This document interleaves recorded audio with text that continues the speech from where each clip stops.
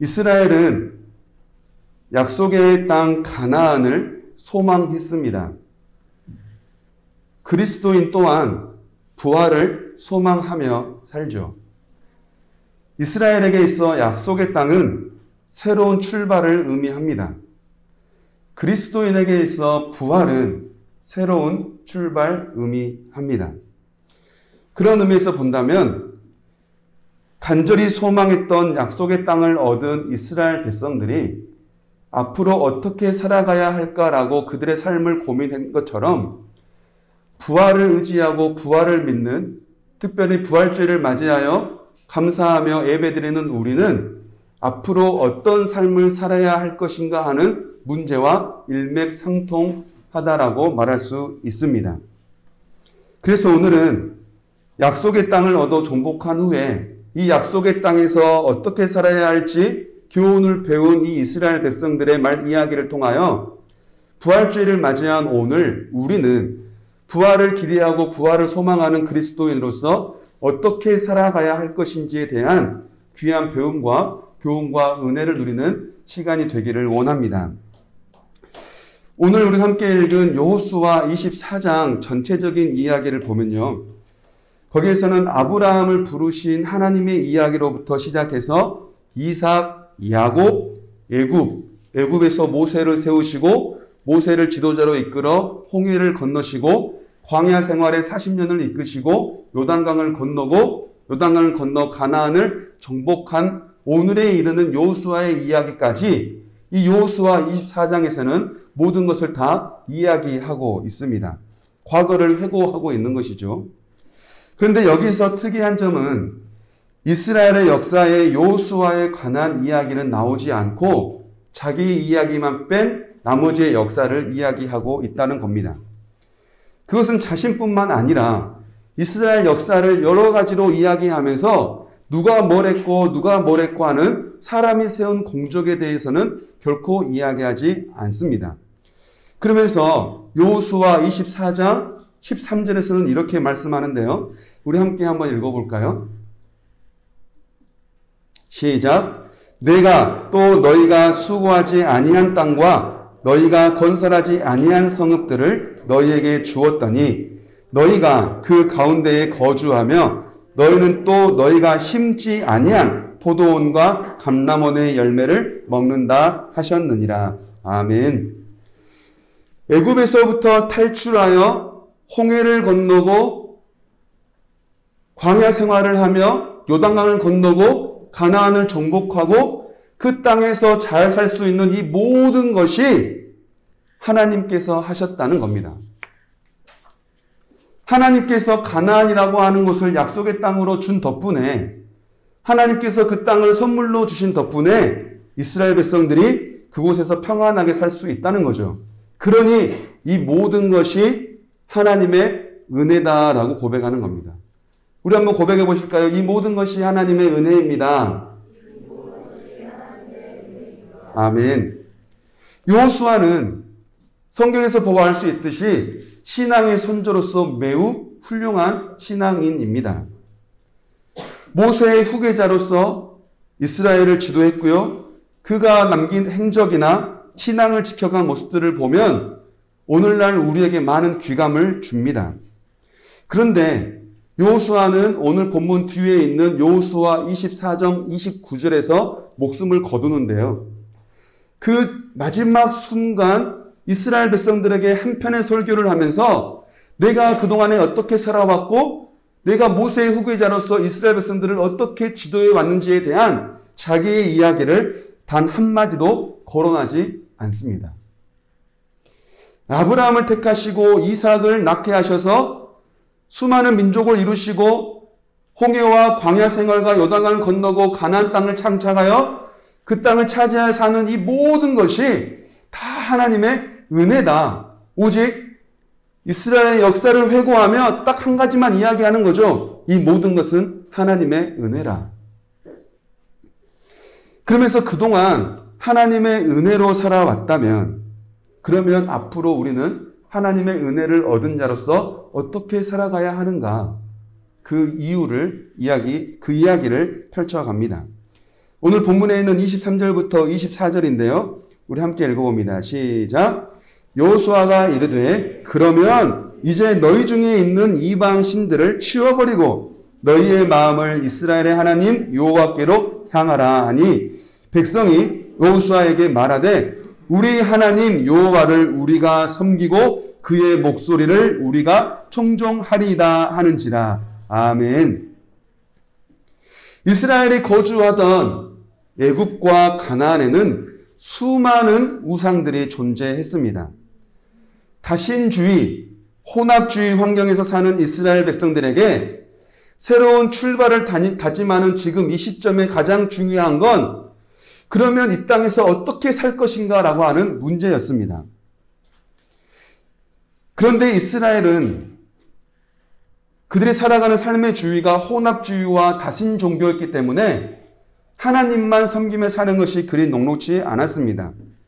이스라엘 백성들은 하나님을 믿지 않은 적은 없습니다. 문제는 하나님도 믿었다는 겁니다. 여러 신들 속에 하나님도 포함시켜서 함께 믿었다는 거죠. 그래서 말씀하는 겁니다. 다른 신들은 다 치워버리고 오직 하나님만 섬기라. 그래서 여호수아는 이 이스라엘 백성들에게 하나님만 섬길 것을 요구하면서 본인이 먼저 결단합니다. 그게 바로 여호수아 24장 14절이죠. 오직 나와 내 집은 여호와를 섬기겠노라. 그러니 너희는 택하라. 우리와 우리 가족은 하나님만 섬기겠노라고 결단하니 너희는 너희가 섬길 신을 택하라라고 말하는 겁니다. 그러자 이스라엘 백성들도 고백하죠. 그러면 우리도 하나님만 섬기겠습니다. 그러면 우리도 하나님만 붙들며 하나님의 말씀에 귀를 기울이며 청종하며 살겠습니다. 라고 고백을 합니다. 그런데 오늘 본문을 들여다보면요. 이스라엘 백성들이 이렇게 하나님과 함께 언약을 맺는 그 장소가 어딘지 우리에게 보여줍니다. 본문에 있는 25절 우리 함께 읽어볼까요? 시작.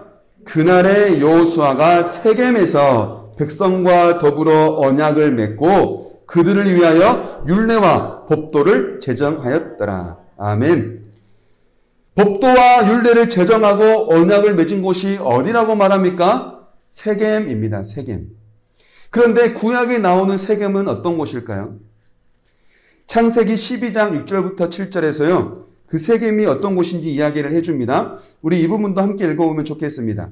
시작. 아브람이 그 땅을 지나 세겜 땅 모래 상수리 나무에 이르니 그때 가나안 사람이 그 땅에 거주하였더라. 여호와께서 아브람에게 나타나 이르시되 내가 이 땅을 내 자손에게 주리라 하신지라. 자기에게 나타나신 여호와께 그가 그곳에서 제단을 쌓고. 아멘. 세겜이 어떤 곳이에요? 하나님께서 아브라함에게 내가 이 땅을 너희 자손에게 주겠다고 처음으로 약속하신 곳이에요. 가나안이 살고 있는 땅이긴 하나 내가 너희 자손에게 이 가나안 세겜을 너희에게 주겠다라고 약속하셨던 것이죠. 그런데 지금 이스라엘 백성들이 어디에 서 있습니까? 하나님께서 아브라함에게 약속하셨던 그 세겜 땅에 지금 그들이 서 있는 겁니다. 그러면 지금 그들은 뭐의 증인인 거예요? 뭐를 목격한 거예요? 하나님께서 주시겠다 약속하신 그 약속의 땅이 이루어진 것을 지금 이들은 목격하고 있는 거예요. 아, 하나님께서 우리에게 하신 약속을 반드시 지키시는 분이시구나. 아주 오래전에 우리가 잘 알지 못하는 그 아브라함을 통해 주신 너와 내 자손에게 주겠다 하신 약속의 땅을 오늘 우리에게 이처럼 이루어 주셨구나. 아, 하나님은 신실하게 약속을 지키시는 분이시구나. 그러니 여호수아가 하는 말은 뭘까요? 하나님은 이처럼 예전에 했던 그 약속 또한 이루시고 지키시는 분이시기에 지금 너희가 하나님만 섬기겠노라, 하나님의 말씀만 청종하겠노라 라고 결단하는 그 언약을 반드시 지켜내라는 겁니다. 하나님도 너희의 약속을 지켜 지금까지 인도해 주셨으니, 그리고 그 언약을 지켜주셨기 때문에 지금 이스라엘 백성들이 이처럼 이렇게 잘 살고 있으니 너희도 언약을 반드시 지켜야 한다라고 말하는 거죠. 그런데 우리가 여기서 한 가지 더 주목해 볼 것이 있어요. 언약의 증거입니다. 지금 이 언약에 증거가 있다는 겁니다. 27절이요. 함께 읽어볼게요. 시작. 모든 백성에게 이르되 보라 이 돌이 우리에게 증거가 되리니 이는 여호와께서 우리에게 하신 모든 말씀을 이 돌이 들었음이니라. 그런즉 너희가 너희의 하나님을 부인하지 못하도록 이 돌이 증거가 되리라 하고. 아멘. 여호수아가 뭐라고 말해요? 돌이 들었대요. 여러분 돌에다가 백날 대고 말해 보십시오. 돌이 듣나요? 아니요. 돌은 죽었기 때문에 사람의 말을 듣지 못합니다. 돌이 사람이 했던 말을 기억하나요? 아니요. 듣지도 못하기 때문에 기억도 못하는 건 당연합니다.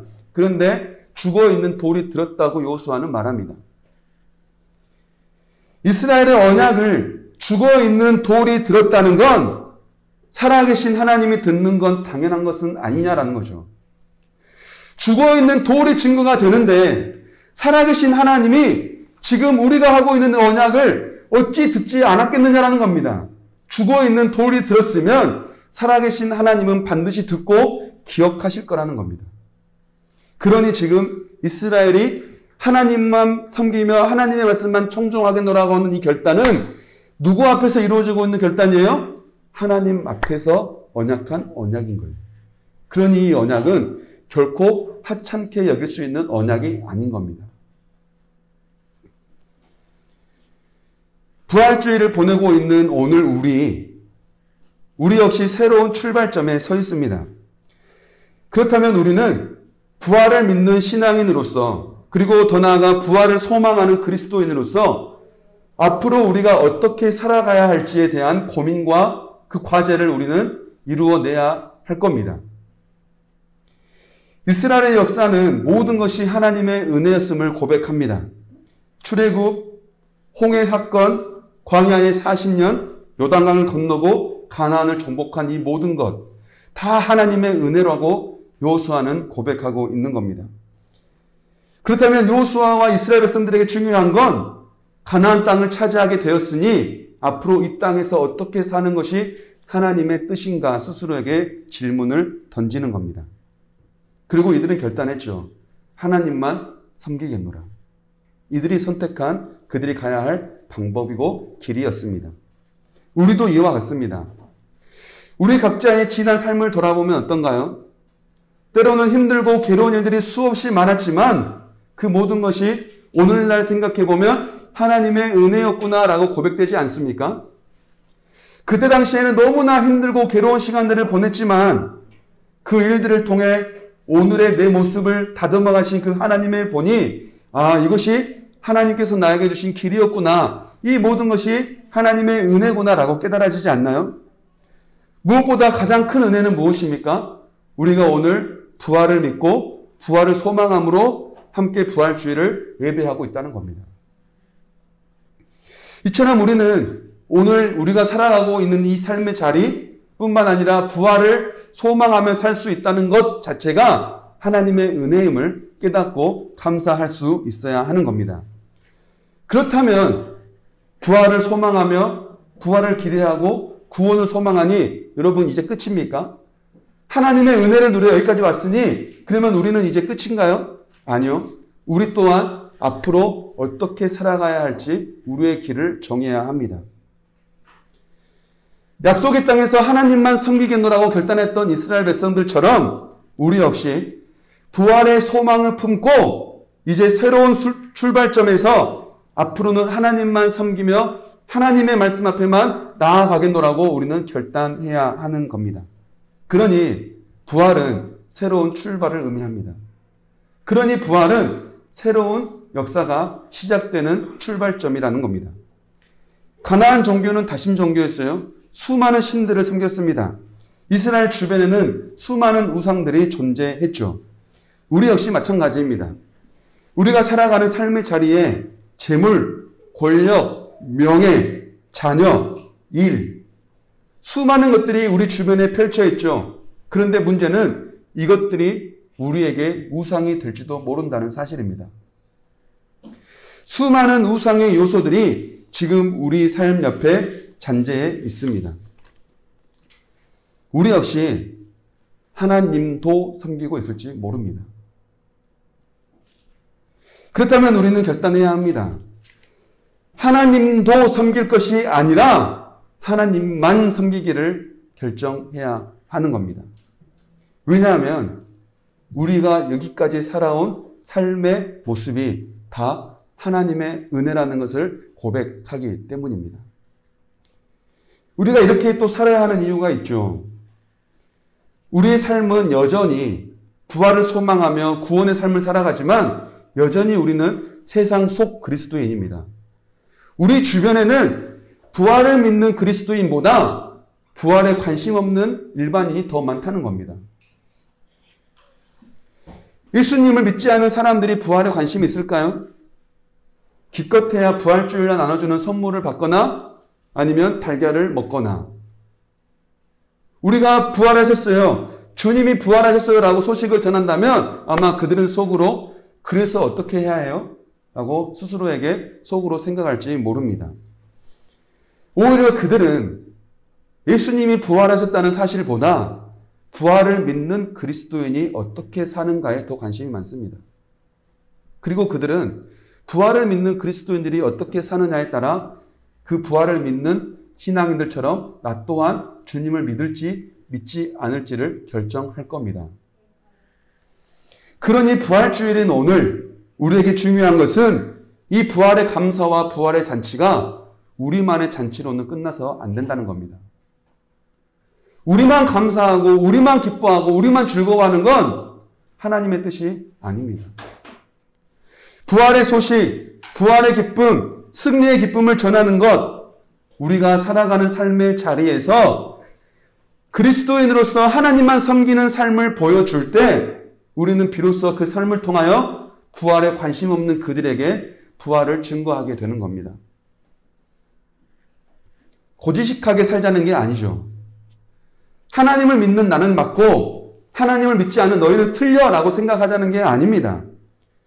요셉처럼 타국에서 종살이를 하며 억울하게 감옥살이를 할 때에도 하나님이 그와 함께 하심을 이방 사람들이 볼 수 있었던 것처럼 그렇게 하나님과 함께하는 삶을 살자는 겁니다.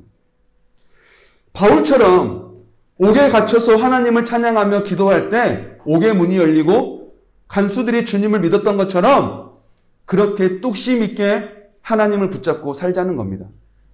우리가 그렇게 살아가게 될 때 우리 주변에 있는 부활에 관심 없는 많은 사람들은 우리를 보고 하나님에게 관심을 갖고 또 하나님을 믿게 될 줄로 믿습니다. 말씀을 맺고자 합니다. 여러분, 우리는 꼭 한 가지를 기억해야 합니다. 부활은 끝이 아니라 새로운 출발입니다. 부활은 부활을 믿는 그리스도인으로서 앞으로 어떻게 살아가야 할지에 대한 결단과 언약을 맺게 하는 출발점이 됩니다. 우리에게 부활의 은혜를 주신 하나님께 감사히 여기는 마음으로 하나님만 섬기며 하나님만 의지하고 하나님만 바라보며 살 수 있는 저와 여러분 모두가 되기를 간절히 원합니다.